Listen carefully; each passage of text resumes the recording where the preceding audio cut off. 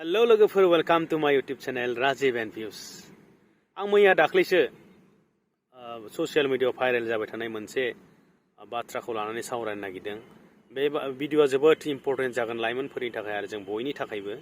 जाहाथे नोंथांमोना बे भिडिअखौ जोबजासिम नायो आं बेनि थाखायनो गिबियावनो खावलायखानाय थाबाय। आरो जायफ्रानोखि आंनि बे चेनेलाव गोदान प्लिज अननानै आंनि बे चेनेलखौ साबस्क्राइब खालामना होथ'दो, जाहाथे आं नोंथांमोनजों सावरायबाय थानो मोनो। दा बाथ्राया जाहैबाय मा, सुइसाइड। मैया दाख्लैबावैसो जोङो गुवाहाटीनि सरायघाट दालाङाव सासे लाइमोना दैयाव बारसोमनानै थैनो नागिरनाय बे जाथायखौ जोङो ससियेल मिडियानि गेजेरजों बा निउसनि गेजेरजों जों साफ्रोमबो जों नुखादों बा मोनथिखादों। दा जों बिदिब्ला मानसि जोनोम लानानै जिउआव खेबसेल' मानसि जोनोम मोननानै मानो थालाय थैनायखौ जोङो बासिना लायो? माबा मोनसे दुखु खस्थ' सहायनो हायि एसे खस्थ' मोनब्लानो जोङो थैनायखौ बासिना लायो। दा सोरबा बायदियाबा मोजां मोननाय सेंग्राखौ मोनैयाव सोरबा मोजां मोनै सिख्लाया थैनो नागिरो, सोरबा मोजां मोननाय सिख्लाखौ मोनैयाव सेंग्राया थैनो नागिरो, बा माबा मोनसे गावनि न'खरनि दाबि दाबा बाइक नांगौ गारि नांगौ बेफोरबायदि फिसा फेनला बाथ्राखौ लानानैनो जोंनि लाइमोनफोरा गावनि गोसोखौ माने सहाय हायि दुखु नांनाय बायदि मोनो। दा बेफोरबायदि दुखुआथ' जेबो दुखु नङा। आरे भाई, जिउआ नोंनि थाखायल' नङा, नोंनि जिउ गोमानाया नोंनि थाखायल' नङा। नोंनि जिउआ नोंनि बिमा बिफा नोंनि न'खरनि साफ्रोम मानसिनि थाखायबो बेसेन गोनां।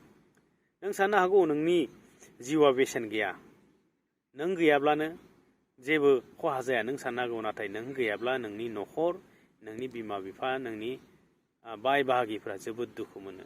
मानो होनोब्ला सासे बिमा बिफाया माबा मोनसे गिदिर सिमां लानानैसो गावनि गथ'फोरखौ जोनोम होयो, जे आंनि गथ'आ सानसे देरनानै जोङो जेब्ला बोराय बैसो जागोन, बुरै बैसो जागोन, अब्ला मावनो हायि अबस्था जागोन, जोंनि देहाफोरा लोरबां थोरबां जागोन। बे अबस्थायाव जाहाथे जोंनि फिसाज्ला फिसाजोफोरा जोंखौ नायो बा जोंखौ अनसायो, बेफोरबायदि जाहोननि थाखायसो दा बेफोरबायदि बाथ्राखौ लानानैसो जिहेतु संसारनि नेम बादियै बिमा बिफाफोरा गथ' जोनोम जायो। नाथाय नोङो देरना लावनानै गावनि गोसोनि लुबैनाय हास्थायनायखौ मोनहैयाव बिराद गोदोर दुखु जानाय बायदि मोननानै गावनि जिउखौनो फोजोबना लानो नागिरदों। वाह! नोंनि बिमाया नोंखौ 9 माह गोरबोआव लानानै फेदेरबाय, नोंखौ आखायाव लानानैनो 3 बोसोर 4 बोसोर बिमाया हराव उन्दुनो मोना, जानो मोना, लोरबां थोरबां देहाखौ लानानै नोंखौ फेदेरनानै बेसेबांबा गिदिर साननो हनो हानाय खालामबाय। बेनि उनाव नों गावखौनो गाव बावगारबाय। नोंखौ सोर खांदोंमोन बादोंमोन? नोंखौ गोरलै समाव, थाबायनो हायै समाव, मानबायनो हायै समाव आखाइ हमथुम हमथुम, मोस्रोम अरसि अरसि, थाम्फै अरसि अरसि अननानै नोंखौ फेदेरदोंमोन। बेफोर गासैबो बाथ्राखौनो नोङो बावगारजोब्बाय। आरो नोङो दिनै फिसा जाथाय सोरबा माबा मोनसे हिनजावसा मोजां मोननायखौ मोनैनि थाखायनो नोङो थैनो नागिरदों। दा माबा मोनसे बाइक मोनसे मोनैनि थाखायनो नोङो थैनो नागिरदों। आरे भाई, जिउआ खेबसेयैनोल' फैयो। नों बे जिउखौ बारे बारे मोनफैनाय नङा। बे बुहुमा बेसेबांबा गिदिर बुहुम, नों बे गावनि मोनसे थाबसे जायगायावनो थानानै नों गावखौनो दुखु गोनां बा जोबोद फिसा बायदि मानो साननानै लाखो? बा मानो नोङो थैनायसिम लुबैखो? आरो बुहुमा बिराद गिदिर ना, बुहुमखौ नाय, गिदिं गिदिं नाय। नोंनिख्रुइ आरो बेसेबांबा सात जाल्ला दुखु गोनां टेनसनाव भुगिना थानाय मानसि दङ। बोसोर बोसोर जेलाव जोबजाना दोननाय जोङो जिउ जोबजासिम माखासे कयदिफ्रा बे जेलावनो थानो गोनां जायो, बाहेरायाव ओंखारनो मोना। आरो माखासे मानसिफ्रा ओंखामनि थाखायनो दाख्राय दाख्राय गिदिंथिंलाबायनानै बिबाय बिबाय जानानैबाबो थांना थानो लुबैयो। आरो नों थांना थानो, जानो मोन्दों, गाननो मोन्दों, थानो मोन्दों, आरो मा नांबावगोन दे? बेनिख्रुइथ' आरो नोंखौ साबसिन फेसिलिटि नोंनो होनो हायाना रावबो। दा नोङो एसेबांखिनि नों फेसिलिटि लुबैदोंबा, नों एसेबांखिनि नोङो ग्लेमारियास लुगैदोंबा, नों गावनो नाजाना, गाव नाजानाय, नों जेसेबां हायो नाजानानै गावनि खामायनायजों नों ग्लेमार देखाय, गावनि खामायनायजों नों बाइक ला, गारि ला। आरो माखासेफोरा मा जायो, मोजां मोननायनि थाखाय थैनो नागिरो। आरे नों जाय मानसिखौ मोजां मोनदों ना, बे मानसिया नोंखौ हमना ला नों गारनानै थांबाय, सोरबा हौवाजों गारना थांबाय।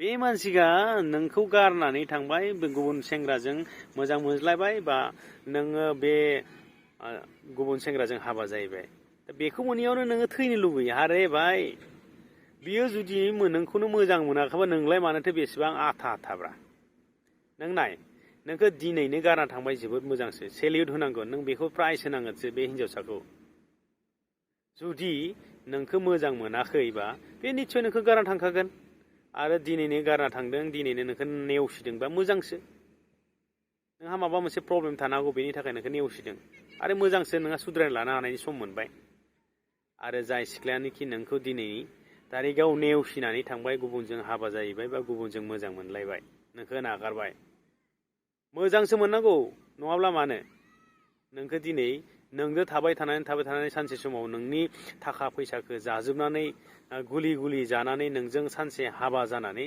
हाबा जानायनि उनाव नोंखौ ब्लड गारना थांनायबा बे अबस्थायासो बयनिख्रुइ गाज्रिसिन जागौमोन दा मोजां मोनाखै नोंखौ गारना थांनो होया छोड़ दो आरो दुनियाव बेसेबांबा मानसि दङ रोजा रोजा कौटि कौटि मानसि दङ मात्र जों मा जानांगोन नोंनि मावनाया नोंनि साननाय हनाय नोंनि आखल आखु गासैखौबो नों सोलायनांगोन जाहाथे नोंखौ बयबो अनसायो बयबो अनो बेफोरबायदि जोङो साफा साफा मानसि जानो हायोब्ला नोंनि मोजां सिख्ला नांगौखौलाय मा हाजार हाजार फैगोन आरो सोरबा सासे सिख्लायाबो नोंनि थाखाय हाजार हाजार मोजां मोजां साखरि मावनाय मोजां मोजां गिदिर गिदिर बिजनेस मावनाय हौवा फैगोन मानोथो बे सासेनि थाखाय नों मानो एसेबां खर' साजानांगौ दा दिनैनि तारिखाव आरो मोजां मोनलायनाय गोसो थोलायनाय बेथ' साबा बिखा जायो सोरखौबा बबेबा मोनसे क्लासाव बिराद लेखा फरायनो हानायनि थाखाय बेखौ मोजां मोननोबो हागौ सोरबा गेलेनाया बिराद मोजां बे गेलेनायखौ मोजां मोननायनि थाखाय मोजां मोनलायनाय एट्राकसन जालायनो हागौ नाथाय बेफोरबायदि एट्राकसनानो जे लास्टाव लासै थांथारनांगौ बा एखेबारे हाबा जानानै जोबहैनांगौ बेबायदि बाथ्रा गैयाना दानि दिनाव मानो होनोब्ला दिनै नोङो स्कुल मोनसेयाव फरायदों बेयाव सोरखौबा मोजां नुदों गाबोन बबेबा मोनसे कलेजाव फरायगोन बेखौ मोजां मोनहैगोन गाबोन कलेज फरायनानै इउनिभार्सिटि फरायनानै फोजोबनानै बबे गुबुन मोनसे गोजान जायगायाव नोङो साख्रि मावनो थांगोन बे साख्रि मोननाय जायगायावबो साख्रि मावखाबाय थानाय मोजां मोजां सेंग्रा बा सिख्ला नोंथांमोना लोगो मोनलायनो हागौ बेजोंबो एट्राकसन जालायनो हागौ दा बेफोरबायदि जोंनि जिउआ जिहेतु गुसुं गुबुन गुबुन जायगायाव जोङो हान्थिनो गोनां जायो गावनि लाइफखौ दानो थाखाय जोबोद सम नांगौ जायो जोंनि लाइफआ बांद्राय गोलाव नङा गुसुङानो खिन्थु जोङो लाइफखौ बानायनो थाखाय गोबाव सम नांगौ जायो दा बेफोरबायदि अबस्थायाव जुदि जोङो मोजां मोनलायनायनि गारि मोनैनि बेफोरबायदि बाथ्राखौ लानानै जोङो गावनि गोसोखौ डेमेज खालामनानै थैनायनि थाखाय सुइसाइड जानायनि फारसे जुदि जों लालायनानै फैयोब्ला नों आरो मा जाबावनो थांनानै थानो थाखाय नाजाना थांनानै थाना नाय दुनिया आरो मा मा सोलायो गोदो मामोन दा मा आरो इयुनाव मा बेफोरबायदि जिनिसफोरखौ नायबाय थानो नाजाना अब्लानिया नों थांना थानो लुबैगोन आरो जेब्लानो इसेबांखिनि दुखु जायोना अब्ला नोंनिख्रुइ फिसा फिसा मानसिफोरखौ नाय नोंनिख्रुइ बांसिन दुखु जानाय मानसिफोरखौ सानहर बा लामायाव बिबायनानै जानाय मानसिफोरखौ नायहर न' गैया बां गैया बोराय बेन्थ' जानायाव लामायाव उन्दुना थानाय सि जोम गोजां बोथोराव सि जोम गैयै बोरायफोरखौ जों नुयो बुरिफोरखौ जों नुयो बेफोरनि बाथ्राखौ सानहरना नायना नोंसो बिसोरनिख्रुइ बांसिन दुखु खस्थ'आव दङ ना बिसोरसो दङ अब्लानो नोंनि गोसोआ थान्दा जागोन जियानो जा थैनायखौ मालाबाबो लानाङा मानसिनि जिउआ बांद्राय गोलाव नङा जेसेबांखिनि जोङो थांना थानो हायो अब्लासिम जोङो बुहुमखौ नाय बेसेबां सोलायो बेसेबां मा जायो दा बेखौ नायनो लुबैनानै जोङो थांना थानांगौ आदसा बिदिब्ला दिनैनि थाखाय बाय बाय उनाव लोगो मोनगोन